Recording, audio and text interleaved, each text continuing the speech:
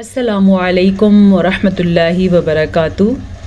نئے سبق کے ساتھ ہم آپ کی خدمت میں ایک دفعہ پھر سے حاضر ہیں۔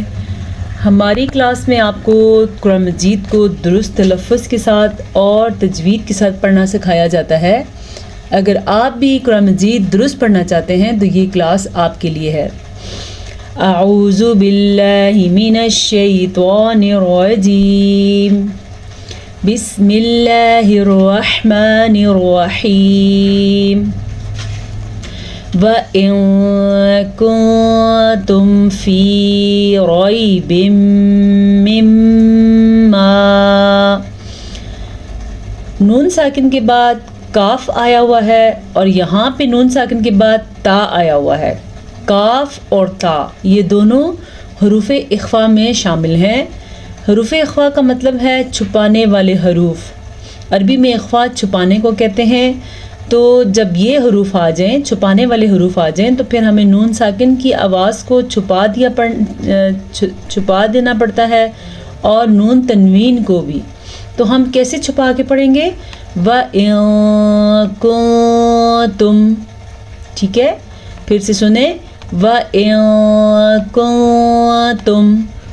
اب اس آواز کو سیکھنے کی کوشش کریں۔ نون کو مکمل بھی نہیں پڑھنا اور نون کو چھوڑنا بھی نہیں ہے اور غنّے کے ساتھ پڑھنا ہے، تو اخفا ادا ہو جائے گا۔ فی ریب مما، فاضر یا فی، اسے یا مدہ کہتے ہیں، اس کو لمبا کر کے یعنی کہ کھینچ کے پڑھتے ہیں۔ ریب مما، را کو ہم نے پر پڑھنا ہے کیونکہ را کے اوپر زبر ہے، اور یا ساکن سے پہلے حرف پہ زبر ہو تو وہ یا لین ہوتا ہے، اسے نرمی سے پڑھتے ہیں، اسے کھینچ کے نہیں پڑھتے۔ یا ساکن سے پہلے زیر ہو تو یا مدہ، یا ساکن سے پہلے حرف پہ زبر ہو تو یا لین۔ ریب مما، نون ساکن اس طرح کا اگر نون ساکن آ جائے اور نون تنوین یعنی دو زبر دو زیر دو پیش کو تنوین کہتے ہیں، نون تنوین بھی کہتے ہیں۔ نون ساکن یا نون تنوین کے بعد یا، میم، واو، نون، ان چار حروف میں سے کوئی سا بھی ایک حرف آ جائے تو ان کو آپس میں ملا دیتے ہیں اور غنّے کے ساتھ پڑھتے ہیں۔ اس قاعدے کو ادغام بالغنہ کہتے ہیں۔ لیکن جو دوسرا میم آپ کو نظر آ رہا ہے یہ صرف میم کی شد والا غنہ ہے۔ یاد رکھیں جب بھی میم کے اوپر یہ شد آئے گی، جو آپ کو نشان تین کنارے سے نظر آ رہے ہیں، اس کو شد کہتے ہیں۔ جب بھی میم کے اوپر شد آئے گی یا نون کے اوپر شد آئے گی تو غنہ پیدا ہو جائے گا۔ غنہ اس آواز کو کہتے ہیں جو ناک میں چلی جاتی ہے۔ آپ دھیان سے سنیں، فی ریب مما، ایک ادغام بالغنہ کا غنہ، دوسرا میم شد کا غنہ۔ را کو ہم پر پڑھیں گے، ریبہ کے بجائے ریبم پڑھیں گے، ریبم، ٹھیک ہے؟ نزلنا، اکثر لوگ پڑھتے ہیں نزلنا، نہیں، یہ ہے نزلنا۔ میں آپ کو جوڑ کر کے بتاتی ہوں۔ نون زبر زا، نز، زا زبر لام زل، کیا بنا؟ نزل۔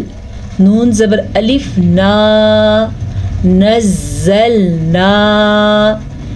اور کچھ لوگ ایسا بھی پڑھتے ہیں نزلنا، الف مدہ کو چھوڑ دیتے ہیں۔ یہ جو آپ کو الف نظر آ رہا ہے، الف سے پہلے حرف پہ اگر زبر ہوگی تو الف کو کھینچ کے پڑھنا ہے، تو اس کو ہم نے اس لیے پڑھا نزلنا۔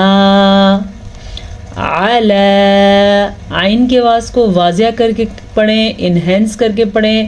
اگر ہم عین کو واضح نہیں پڑھیں گے تو یہ لفظ بدل جائے گا۔ اس وقت یہ ہے علی، اور اگر عین کے ساتھ نہیں پڑھیں گے تو یہ لفظ بنے گا علا۔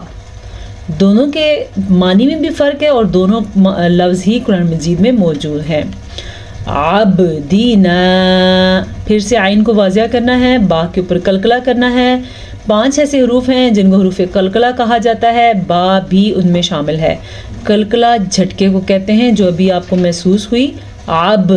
عبدینا فأتو، اب اس الف کے اوپر ساکن آ گیا تو یہ الف نہیں رہا، یہ حمزہ بن گیا۔ یہ تو الف تھا کیونکہ اس الف کے اوپر کوئی بھی حرکت نہیں ہے، لیکن اگلے الف کے اوپر ساکن ہے تو یہ حمزہ آ گیا اور یہ حمزہ جھٹکے کے ساتھ پڑھا جائے گا کیونکہ حمزہ کے اوپر ساکن ہے. تو ٹھیک ہے، تا پشواؤ تو واو مدہ بِصُورَةٍ مِّن مِّثْلِهِ، واو مدہ ہے، را کو ہم پور پڑھیں گے را کے اوپر زبر کی وجہ سے. اور ان دونوں حروف کے درمیان بھی ادغام بالغنہ کا قاعدہ ہو رہا ہے کیونکہ نون تنوین کے بعد میم آیا ہوا ہے، تو اس لیے ان دونوں کو جب ہم ملا کے پڑھیں گے تو غنّے کی آواز بھی آئے گی اور ادغام ملانے کی وجہ سے، ملانے کو ادغام ہی کہتے ہیں. کیسے پڑھیں گے؟ بِصُورَةٍ مِّن مِّثْلِهِ. ایسا تب ہوتا ہے جب نون ساکن کے بعد یا میم واو نون ان چاروں میں سے کوئی حرف آ جائے، یا نون ساکن کے بعد یا میم واو نون ان چاروں میں سے کوئی سا بھی ایک حرف آ جائے. تو یہاں بھی ہمارے پاس میم ہے، یہاں بھی میم ہے اور یہاں بھی میم ہے، نون ساکن کے بعد بھی میم ہے. تو اس کو ہم کیسے پڑھیں گے؟ مِن مِّثْلِهِ. میں نے ادغام بالغنہ کیا ہے نا، اسی طرح آپ نے بھی جب بھی قرآن پڑھنا ہے انشاءاللہ ضرور ادغام بالغنہ کرنا ہے. وَدْعُوا، دال کے اوپر کلکلا ہو رہا ہے، جو ابھی با پہ ہوا تھا، با ساکن ہو، دال ساکن ہو، جیم ساکن ہو، قاف ساکن ہو یا طوا ساکن ہو یا دال ساکن ہو، تو ان سب حروف کے اوپر کلکلا پیدا ہوتا ہے. کیسے ادا کرتے ہیں؟ ودعو، عین پیش واو عو، عین کے تلفظ کو انہینس کریں اور واو مدہ ادا کریں. شہداءکم من دون اللہ، شین پہ شو، ہا زبر ہا، شوہا. اس سے زیادہ لمبی کریں گے تو حرکت کھڑی زبر یا الٹے پیش میں بدل جائے گی. مد کا آپ نے خیال رکھنا ہے. یہ جو مد آپ کو نظر آ رہی ہے یہ 5 حرکات عربیہ کے برابر ہے. یہ کہہ سکتے ہیں کہ 4 سیکنڈ تک اس مد کو لمبا کرتے ہیں، 5 سیکنڈ بھی ہو سکتے ہیں، لیکن 4 سیکنڈ میں نے جب اس تعداد کو نوٹ کیا تو یہ 4 سیکنڈ بنی.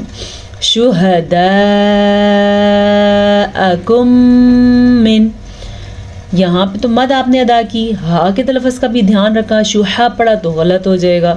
یہ ہے شوہا، شوہا، ٹھیک ہے، ہا کو صحیح مخرج سے نکالنا ہے. اب یہاں ان دونوں الفاظ کے درمیان میں بھی ایک قاعدہ ہو رہا ہے. اس قاعدے کو کہتے ہیں ادغام شفوی. قاعدے کی روح سے میم ساکن کے بعد دوبارہ میم متحرک آ جائے تو دونوں میموں کو آپس میں ملا دیتے ہیں، اس کو ادغام کہتے ہیں. شفوی اس لیے کہتے ہیں کیونکہ میم نکلتا ہی دونوں ہونٹوں سے ہے، اور عربی میں شفتین کہتے ہیں دونوں ہونٹوں کو. شفوی ہو گئے ہونٹوں والے حروف. تو ادغام شفوی میں ہم غنہ کر کے پڑھیں گے، ملانے کے ساتھ ساتھ غنہ بھی کریں گے. کم من دون اللہ، ایک دفعہ پھر اخفاء کا قاعدہ ہو رہا ہے. نون ساکن کے بعد دال حروف اخفاء میں سے آیا ہوا ہے. لفظ اللہ کو باریک پڑھنا ہے، پر نہیں پڑھنا، کیونکہ لفظ اللہ سے پیچھے حرف کے نیچے زیر ہے.